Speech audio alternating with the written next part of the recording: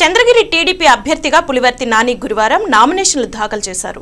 గురువారం మంచి రోజు కావడంతో పులివర్తి నాని ఆయన సతీమణి కలిసి నామినేషన్ వేశారు. అలాగే ఈ నెల 22న టీడీపీ అభిమానులతో కార్యకర్తలతో ర్యాలీగా వచ్చి మరో నామినేషన్ దాఖలు చేస్తానని పులివర్తి నాని పేర్కొన్నారు. ప్రచారం చేస్తూ వెళ్తున్నాం. షార్ట్ టైం ఉన్నది, మంచి స్పందన ఉందండి. అభివృద్ధి పథకాల మీరన్నట్టు సింగిల్ అజెండా అంటే మనది డెవలప్మెంట్ వేయాలి. ఎందుకంటే మన స్టేట్ డివైడ్ అయింది.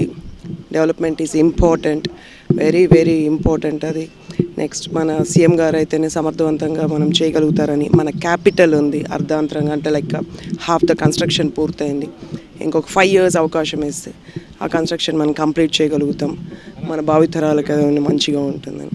ప్రజలు టీడీపీ పట్ల ముఖ్యమంత్రి చంద్రబాబు నాయుడు చేపట్టిన కార్యక్రమాల పట్ల ఆకర్షితులై ఆదరణ చూపుతున్నారని పులివర్తి నాని సతీమణి సుధా పేర్కొన్నారు. చంద్రగిరి నియోజకవర్గంలో తెలుగుదేశం పార్టీ అభ్యర్థిగా నామినేషన్ వేయడం జరిగింది. రేపు ముహూర్తం బాగుండే దాంట్లో రేపు ఉదయం 12 గంటలకి మా కార్యకర్తలు మా నాయకులతో కలిసి కూడా వేయటం జరుగుతుంది. నా తరపున డమ్మీ నామినేషన్ కూడా మా మిస్సెస్ గాన సుధా గారు కూడా వేయటం జరిగింది. ఒకటే లక్ష్యం, మాది గెలుపు లక్ష్యంగా ముందుకు వెళ్తున్నాం.